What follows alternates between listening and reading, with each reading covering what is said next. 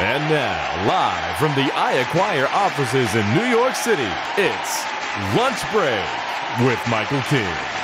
And we're back on another episode of Lunch Break, and we're joined with Laura Lippay, CEO of SEO Gadget US. How are you, Laura? I am fabulous. How are you, Mike? I am still fantastic. Last time I saw you, you were marvelous.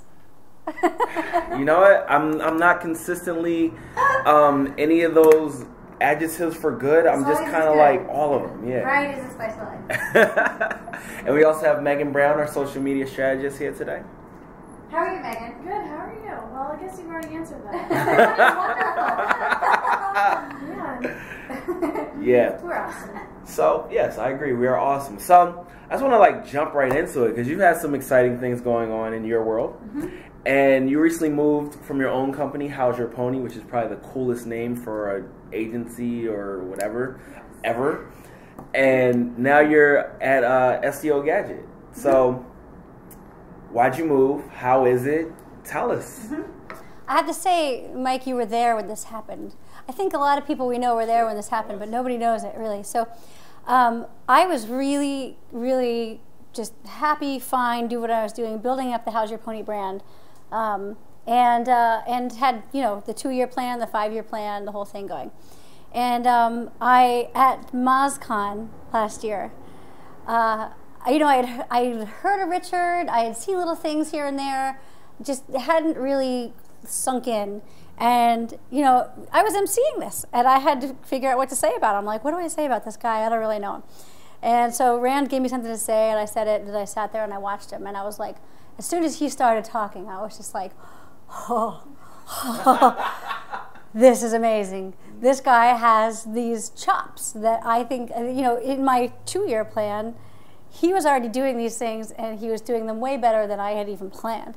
And so I was, yeah, that was it. And so that night we said, you know, I was like, we got to talk, we got to have dinner, we got to go, you know, figure this out. I want to partner. It was in my head. That's what I want to do. I want to partner with you guys. And after drinks and drinks and drinks, and you know how these conferences go, we decided we actually need to. So it was like this: 3 o'clock in the morning. Richard and I sitting there talking about Excel, and if you try to talk about Excel at 3 o'clock in the morning after having drinks all night, it doesn't work. And so we followed up, and yeah, I mean, really, you know, the idea was they're doing some just amazing things. The team is really amazing over there. I'm so impressed with the smarts there.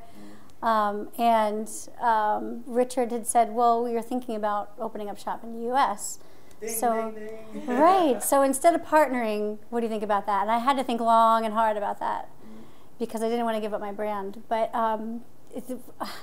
in the 12 years I've been in this business, I've never seen anything like SEO Gadget, and it would be stupid to turn it down.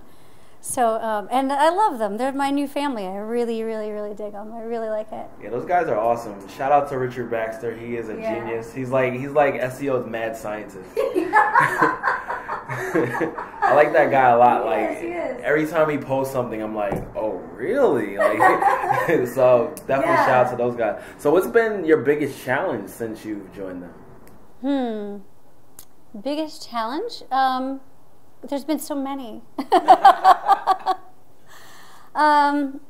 least you can admit that. I hate it when people are like, oh, everything's been great, you know? Oh yeah, but the Heather, our marketing lead, always tells me I wear my heart on my sleeve. Like I just like, you know, spit it all out. I had the biggest challenge, I think, well, I've had a lot of things going on in my personal life. So there's trying to start a business in the U.S. while trying to manage all the personal life things, really, truthfully, has been the biggest challenge. It's this testament of how much, like, it's me against the world right now, you know? Like, I can do this, and I can do this, and I can do this, and I can do this, and I'm going to do it, and I'm going to do it better than, you know, than I ever should, just because it's all coming at me at the same time. Like, that's how I feel, truthfully. But with SEO Gadget, with How's Your Pony, I was, you know, calculated. I kept it small. I kept it, you know, just a couple of clients at a time. With SEO Gadget, everyone's banging down the door, and the idea is to go with that and grow with it. So for me, this is a new challenge, something I haven't faced before because I was in-house and I was like small and purposefully small. Growing is the challenge for me. I'm horrible at sales, so Richard does that.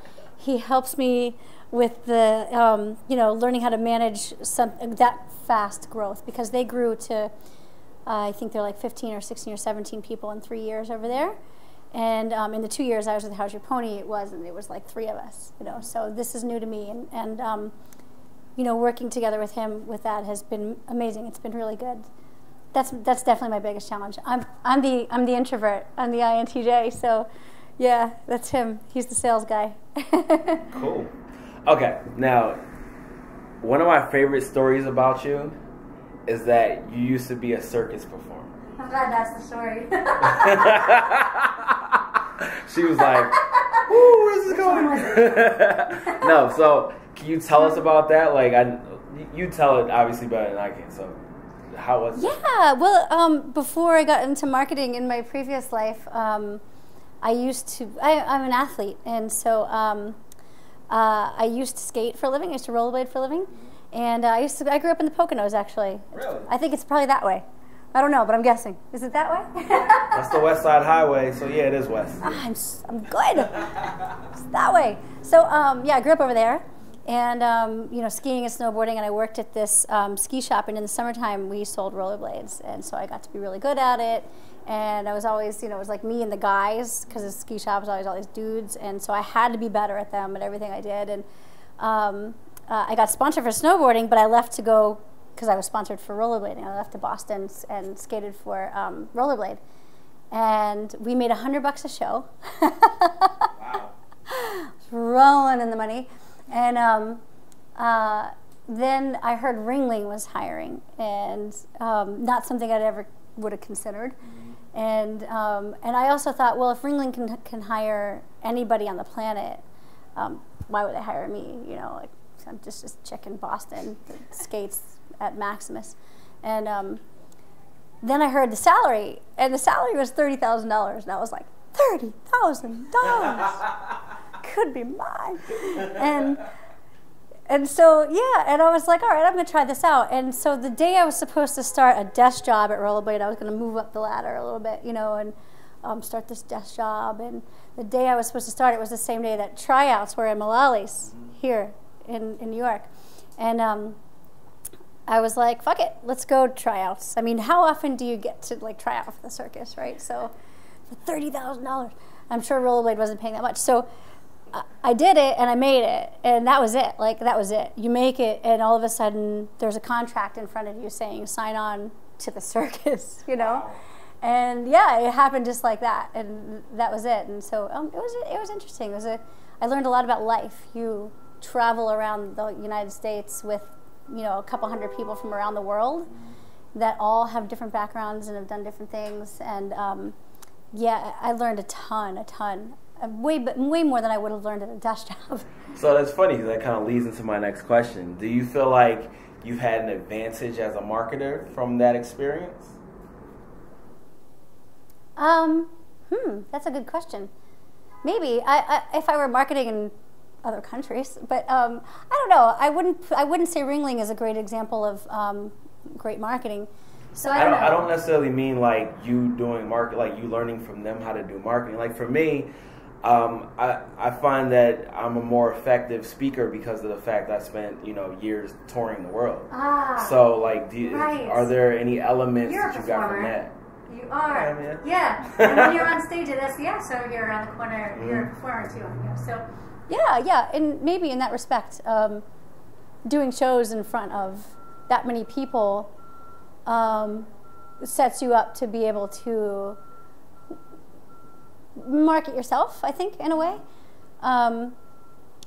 Before I had gone off to the circus, my dad paid for me to go to college, which I dropped out of to skate, and that was advertising design. Really? So I dropped out of that first and then went back to it. But I've always kind of had this, I wanted to go into psychology and or into art.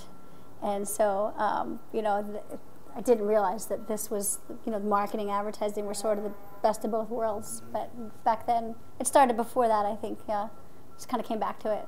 went off and joined the circus and then came back, you know? Okay. So today at SES, which is why you were able to come by, because you're at SES, you were quoted as having said, "Let's turn our industry around by creating content to blow people out of the water." How can we do that as an industry? Okay. Here's the thing. This is what I talked about today. Very, very passionate about this. Coming from marketing, my first job in San Francisco was at a marketing company, and that's where I learned SEO and marketing. And it's coming back to this. And from then till now, there's been this whole manipulation phase, right, where SEO is born out of manipulation. And not that it's a bad thing. It makes our industry fun. You know, it's the white hat against the black hat. It's the SEOs against the search engines. It's awesome. It makes our industry really fun. The thing is with in my background, working for CNET, working for Yahoo, working for the clients that we have, I have rarely been afforded the luxury of tinkering with black hat. Even if I wanted to. And even though I tried to do some things on the side, you know, I never had time. So I've always had to, for these brands, especially for these big brands, had to keep my nose clean and come up with ways of creating content in the most competitive verticals online that's going to naturally get links and shares. And this is what I have to do while everyone else is out there building links, you know, and buying links.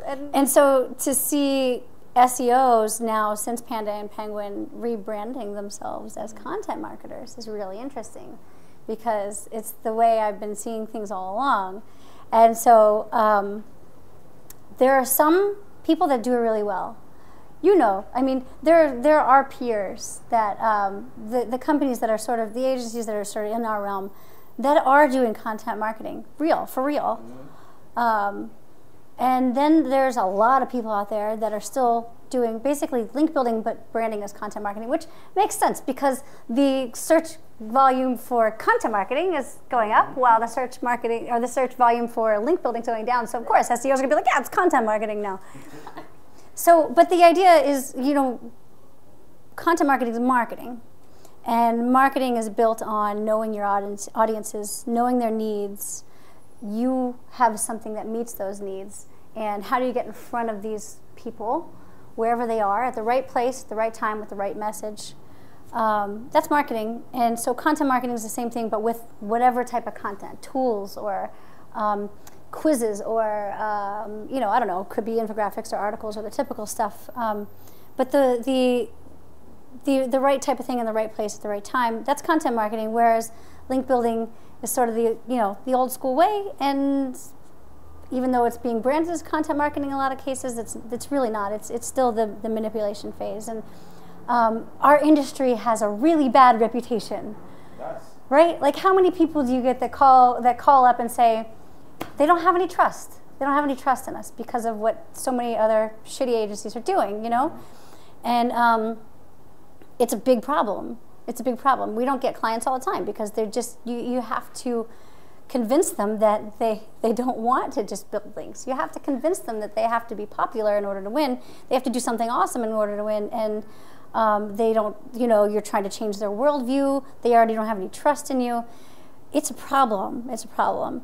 And our industry is responsible for not only putting a lot of companies losing money, but putting people and companies out of business. And we need to change that. How though?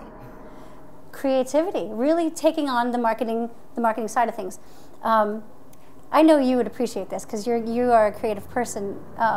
Communication Arts, that magazine and that website, the Com Arts Interactive Annual is really cool, really great inspiration.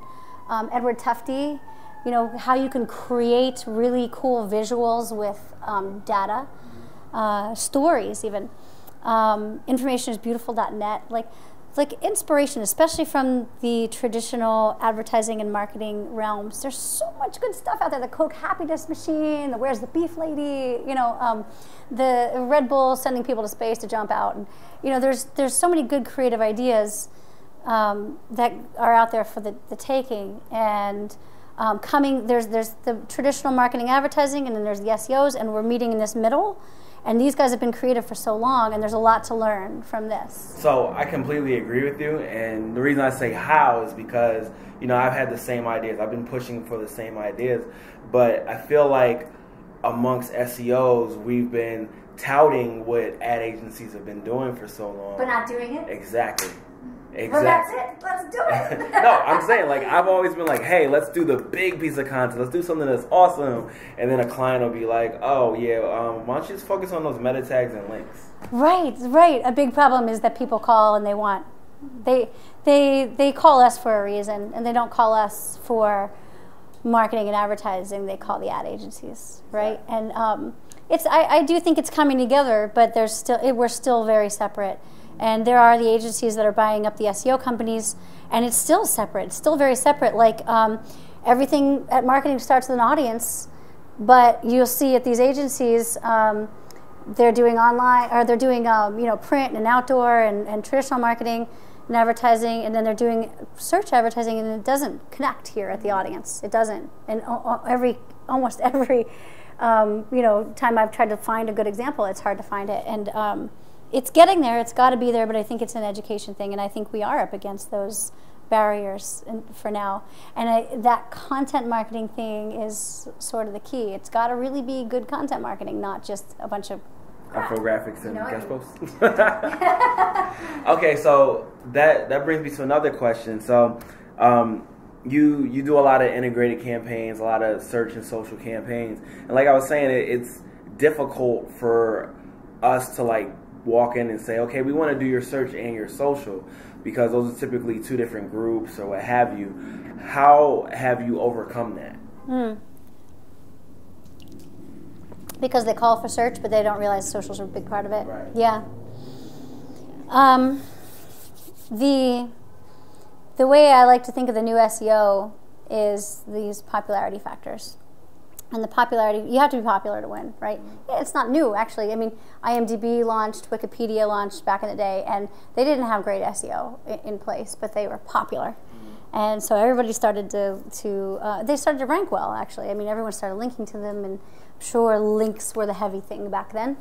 But now we have social popularity, which has all kinds of different flavors to it, authority and relevance, and I even think probably canonical links, like having the right links, which a lot of the social share links are kind of screwed up. There's your typical links, popularity factor. There's on-site engagement. If you look at the research papers and the patents and stuff, you see these guys from Microsoft and Google talking about things like the time that you're scrolling on a page, the time that the window's in focus, knowing who experts are because they've been to a page a certain amount of times. Like all these things that no one's really talking about, but they are. Whether it's in place or not, I don't know, but you know that they're looking at engagement. And so these three things, the social popularity, the external links, and the on-site engagement are what I would say is what makes you win. Like if you can get those, you got it, right? And so that social part is big. And it's not just social and SEO. It's like I was saying, it's the audience, and the audience is in all these places. They're across the street at Shake Shack. They are on Fast Company.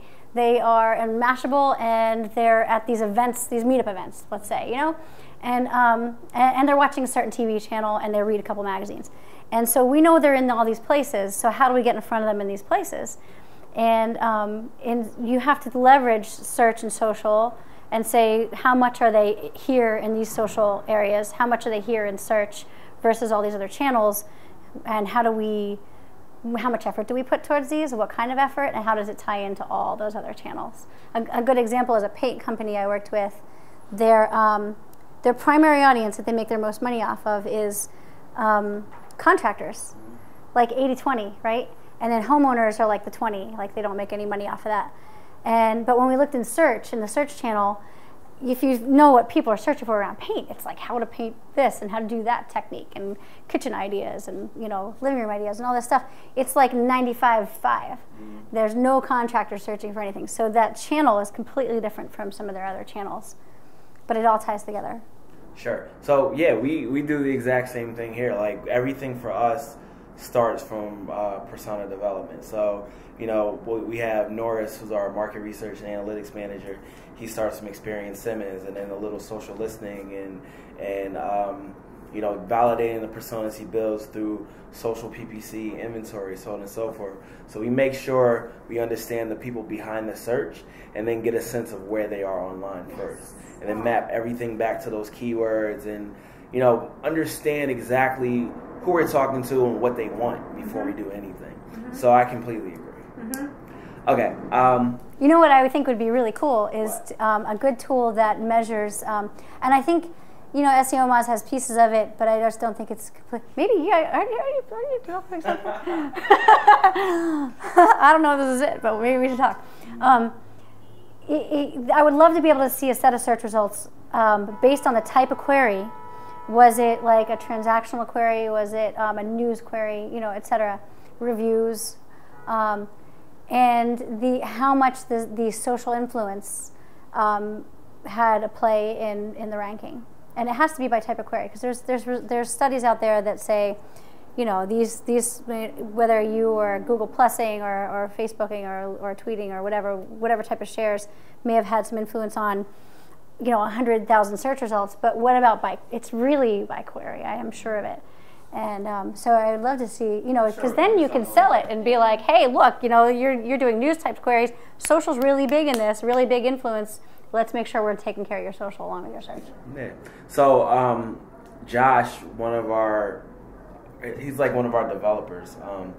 He works off-site, comes in once a week. He actually built a classifier that can figure out programmatically what type of query it is. And I do believe he's talking to Richard about some things. So of course they are. I'm sure they'll figure something out.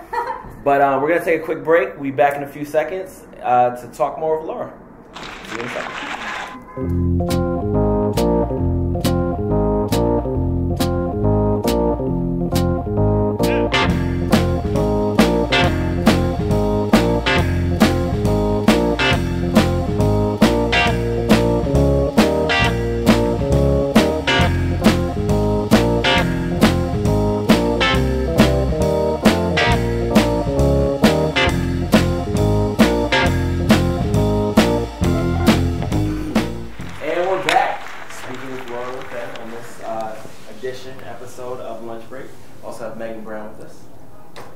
Said much so far.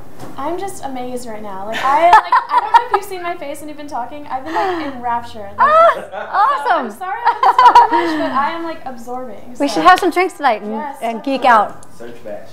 Okay, so what are some things that anyone looking to get an SEO role at an agency should be thinking about to stand out in the crowd? Good.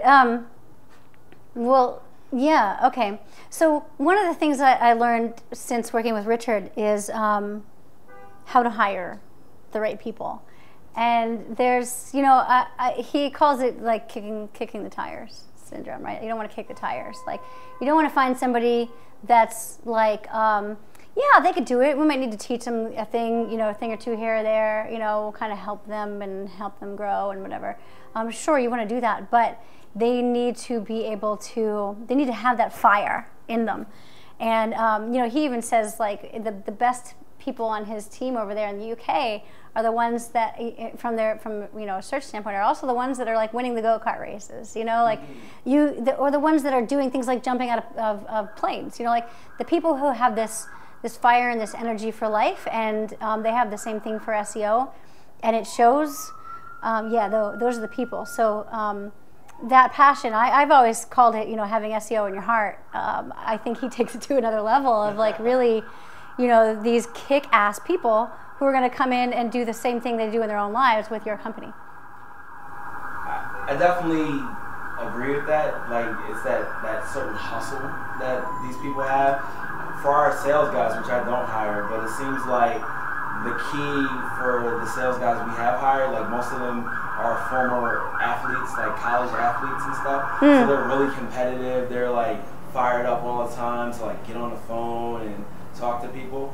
But for our team, it's definitely that hustle, but I don't think I've done this on purpose, but everybody that we've hired for our team has been somebody that's been underutilized in a role before. And like what we do is they're bigger than that, right? Exactly. Yeah. So it's like we bring them here and we like set them free. Yeah, And then they like they're excited about everything that they're doing because they're like, these are all the dream things that I've wanted to do. Yeah. And I guess the reason why I gravitate towards that is because I was that person. You know, like working at the different multinational agencies that I worked at, where it's like, oh, just sit there and do meta tags. I'm like, no, I invented keyword level demographics. Like, I would argue you're still that person. You are a big, big person. Like, you have. So I feel like you're gonna like remember me when you're famous, basically. I should say famous in this industry because you know you're working several. So yeah, just remember. I'd never forget. Remember who had your back. I definitely appreciate you. You're actually very awesome. Okay. So, you talked a lot about manipulation earlier. Yeah.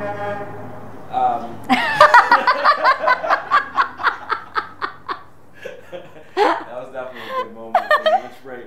So, what's the difference between manipulation and successful search or social media marketing? Oh yeah, nice. That's a good one. I see marketing and manipulation as two different things. Like, if I were to cross the line between marketing and manipulation, I would say it's those Kirby vacuum salesmen, right? The guys that come knock on your door and spend 4 hours in your home and won't leave unless you set it on fire. Or like the guys who have the those websites with like the big red text and you have to download their ebook so you can be rich for the rest of your life. If I would cross manipulation with marketing, that's what online I would say that's a good example. But you know, the thing with Google and what Google's been saying for a long time, they've had their webmaster guidelines out there, right? And they're like, don't do this, don't do that. But what they're saying, don't do, it works anyway, so everyone's doing it. And that's, like I said before, you know, SEO is born out of manipulation, isn't it? I mean, it's all manipulating to get to rank higher. It's all the industry knows, and now it has to learn real marketing. Yeah, I know, right? You know, and which is really cool. And if you've been in competitive verticals, the products that do well themselves, they market themselves just by being popular. Like, you know, the IMDb and the Wikipedia examples, mint.com, you know, stuff like that where a product is just so awesome. It is its own SEO, and like, you know, screw the meta tags. It's even the link building, you don't need that. And that's the marketing side of things. Totally different world. Cool. Okay. So how do you avoid push marketing in a social media networking strategy? And what tools would you advise using to deepen relationships and make them more genuine rather than contrived? Another awesome question from Megan. Parties. This is perfect. When I like make my I'm working on the social strategy right now for iAcquire for this year. I'm gonna just make a slide that just says parties, and then that'll just be my job. Right? Like, are you guys going to Search Bash tonight? We're actually about to have a party for the launch of our new website. Oh, nice. See, So, yeah. Yeah, it should be in a couple weeks. We're trying to do it like really big and invite you know, bloggers, clients, prospective clients, and just have fun, have a good time, do something worth talking about. Totally. Yes. Yeah. Yeah. Well, and that's like a common misconception, like with social media, is that like I've met a lot of people, like I've been to some of these conferences, obviously not as many as both of you, but I meet people who say they work in social media and they can't talk. And to me, it's just like, you have to be willing to be social media behind the computer. Yeah. Yeah. I just don't understand it. Like, they're just like this big personality. And I mean, everyone should be a little bit bigger than themselves online because it's the internet. Not in like a grading way, but you have to put yourself out there a little bit. But if you can't talk to people when you meet them face to face, to me, that's like you just killed your entire social strategy. Like anything that you say from now on, like I just can't. Do you remember at MozCon when the girl in the audience raised her hand and she said, how do you get people, I'm a social media manager. I remember. And how do you get people to you know, like, how do you get your social campaign off the ground when you're you work for a company where people don't necessarily like you. And then everybody's like, what's the company? She said, Monsanto. And that was the end of that conversation, wasn't it? So, yeah, I mean, it's just like real life. It's just online, you know. It's like the Neil Stephenson book. It's if you can create relationships, and depending on what you need to do, like if you go meet clients in person, like how does the relationship change after you go meet a client in person? There's a lot more respect, right. And that respect is huge, and it gets you everywhere. Not just for what you're doing, but actually the in-person thing. It's so little, and it's so true. And if you don't want to push, but you want to collaborate, you have to ask their opinion, and you have to listen and say, you know, not just here's my infographic, can you please put it on your site, but say, hey, we have some ideas for some really awesome content. What do you think about these? You know, what would you like to see? How would you do this? And you know, and it's more collaborative versus pushing things at them. Absolutely. Yes, 100%. So we're gonna wrap it up. Laura, thanks for coming by. Thank you. Awesome talking with you, seeing you again. So nice to meet you. Great to meet you. And we'll be back next week for another edition of